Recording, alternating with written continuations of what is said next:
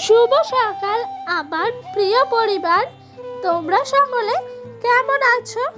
আশা করছি যে যেখান থেকে আমার ব্লগটা দেখছো সকলে ভালো আছো। তোমাদের আশীর্বাদ আর ভালোবাসা সাথে নিয়ে আজকের ভিডিওটা শুরু করলাম। এখন বাজে ঘড়ির কাঁটায় ঠিক সকাল 7:30। তো আজকে যেন ঘুমের থেকে উঠতে অনেকটা দেরি হয়ে গেছে। কারণ কি, আমরা না কাল একটু রাতের বেলা, অনেক রাতই হবে, প্রায় 9টার সময় গেছিলাম বাজারে। তো বাড়ি আসতে আসতে ঠিক 11টা। তারপরে কিছু খাবার এনেছিলাম, সেই খাবারগুলো খেতে খেতে আরও রাত হয়ে গেছে। শুতে শুতে 1টা বেজে গেছিলো। তাই আজকে সকালে কিন্তু অনেক দেরি করে উঠেছি। তো উঠে আর কি করব, মাথায় হাত। কারণ কি বলতো, ঘুমাতে ঘুমাতে বেলা হয়ে গেছে এতটা, কি করে কি কাজ করব বুঝেই উঠতে পারছিলাম না। তাই ঝটপট করে রোজকার রুটিন মেনেই কাজগুলো কিন্তু শুরু করে দিলাম বন্ধুরা। তো তোমাদের সঙ্গে কথা বলতে বলতে ওইদিকে আমার ঝাঁট দেওয়া হয়ে গেছিল।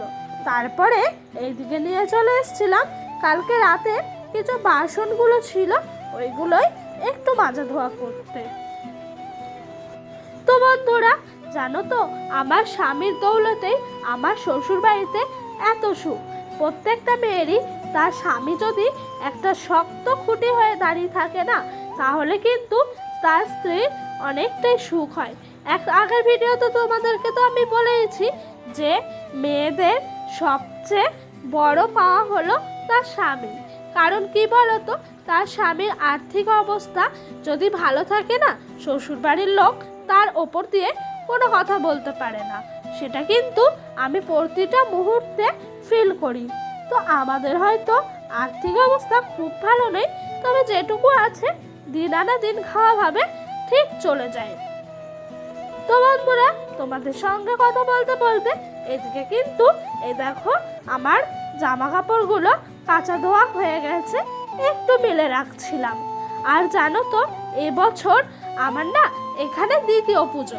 মানে কি বলতো, প্রথম বছর পুজোয় আমি থাকতে পারিনি, বাপের বাড়ি চলে যেতে হয়েছিল কিছু কারণবশত।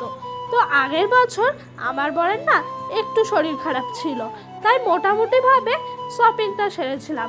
এবছর কিন্তু খুব সুন্দরভাবে অনেক কিছু সকলের জন্য কেনাকাটা করেছি। তোমরা হয়তো ভাবছো যে আমি শুধু নিয়েছি, না গো, আমি বাড়ির সকলের জন্য নেই। আমি আমার বর জানো তো দোকানে গিয়ে বাড়ির সকলের জামা কাপড় যা যা লাগবে মনে করে করে কিনেছি। তারপরে কিন্তু লাস্টে আমার বর আমাকে দিয়েছে, তারপর আমার বর নিয়েছে।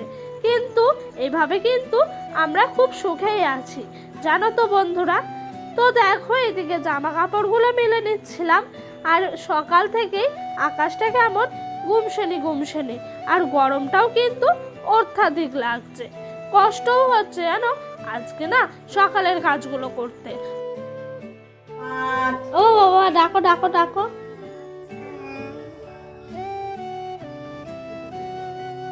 বকা দাও বকা দাও।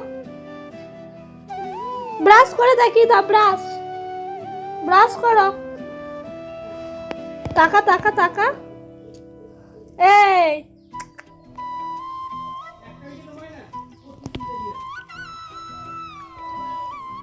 তো বন্ধুরা, ডোডো একটু খেলাধুলা করার পর ওকে না একটু সেরেল্যাক্সটা খুলে খাইয়ে দিচ্ছিলাম। আর এই জামাটা পরিয়ে ওকে কাল বাজারে নিয়ে গেছিলাম। বাড়ি এসে না ও ঘুমিয়ে গেছিল, তাই আর জামাটা খোলা হয়নি। সকালে খাইয়ে দাইয়ে একেবারে বাসি জামা পাল্টে দেব, তাই বলে এখন আর খোলালাম না, খাওয়াটা হয়ে গেলেই খুলিয়ে দেব।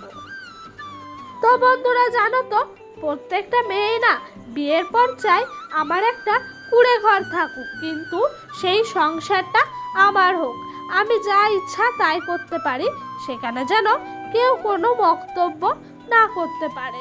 সেরকমই কিন্তু আমিও চেয়েছিলাম আমার হয়তো একটা টিনের কুঁড়ে ঘর থাকুক বা মাটির ঘর, কিন্তু সেখানে যেন আমি সুখে সংসার নিজের মতো করে পাততে পারি।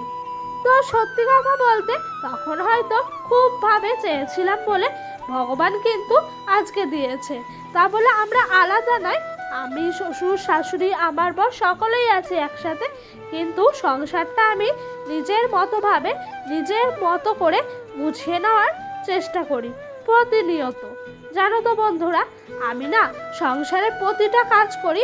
অনেকেই বলে তুমি এত সংসারের কাজ করো, সংসারটা তো পুরোপুরিভাবে তোমার এখনো হয়নি। কিন্তু এই কথাটা আমি কখনোই ভাবি না। আমি ভাবি যে সংসারটা আমার শাশুড়ি মার এখন আছে বর্তমানে, সেটা কিন্তু ভবিষ্যতে আমার হবে। আমি যতটা নিজের মতো করে নিজে যতটুকু পারবো নিয়ে নিতে পারবো, আমার কিন্তু ভবিষ্যতে ততটাই সুবিধা হবে। তাই ভেবে আমি সংসারের প্রতিটা কাজ করি, প্রতিটা কাজ না ভালোবেসে করি। আর দেখবা যেই কাজটার প্রতি তুমি ভালোবাসা দেবা, সেই কাজটাই কিন্তু তুমি সফলতা আগেই অর্জন করবে। তো বন্ধুরা, তোমাদের সঙ্গে গল্প করতে করতে ওইদিকে ডোডোকে খাইয়ে সকালের খাওয়া দাওয়া করে সবজিগুলো কেটে স্নান সেরে ঠাকুরকে পুজো দিয়ে দিলাম। আর আজকে অনেক ফুল পেয়েছি, মানে আমাদের গাছে জানো তো শিউলি ফুল পড়ে ছাদে, শিউলি ফুল দিয়ে পুজো দিই। আর স্থলপদ্ম ফুল কতই না ভালো লাগে জানো তো। এই ফুল দিয়ে ঠাকুরের সিংহাসনটা সাজিয়ে মনের মতো করে গুছিয়ে পুজোটা দেওয়ার পর দেখতে কতই না অপরূপ দৃশ্য লাগে জানো বন্ধুরা আমার। ওইদিকে পুজোটা ঝটপট করে সেরে নিয়ে এইদিকে চলে এলাম দুপুরে রান্না বসাতে।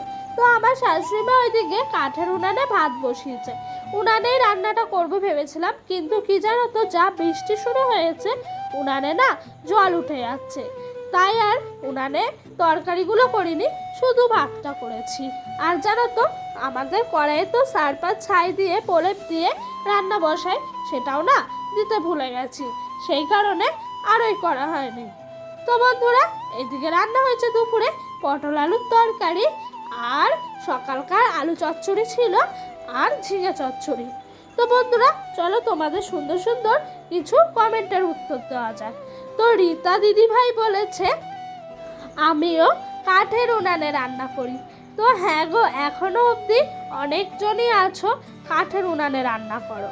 তো বন্ধুরা, দুপুরের খাওয়া দাওয়া হলো, তারপরে সন্ধ্যেবেলা ডোডোর পাপা একটু চাউমিন এনেছিল। আর হলো এই ব্লগটা তার আগের দিনের ভিডিওটা আমি শ্যুট করে রেখেছিলাম, যেদিন বাজারে গেছিলাম সেদিন কিন্তু চাউমিনটা ডোডোর পাপা নিয়ে এসেছিলো বাড়ি আসার সময়। তাই আগের দিন ভিডিওটা এডিট করা হয়ে গেছিলো, তাই আর তোমাদেরকে দেখানো হয়নি বলে আজকের ভিডিওতে দিয়ে দিলাম। তো এই দেখো, এদিকে সস দিয়েছিল, এখানে ডোডোর পাপার আর আমার চাউমিনটা 1 প্লেট নিজেরা নিয়ে নিলাম। আর ওইদিকে কিন্তু আরেক প্লেট আছে আমার শাশুড়ি মার আর শ্বশুরকে ভাগ করে দিলাম। ডোডোর পাপা বলো তোমার আমার এক থালাতেই আনো, আর আলাদা করতে হবে না, সেই জন্য আরও 1 থালায় নিলাম। আর বন্ধুরা, ভিডিওটা যদি তোমাদের ভালো লাগে তাহলে অবশ্যই একটা লাইক কমেন্ট করো। তো বাই, দেখা হবে নেক্সট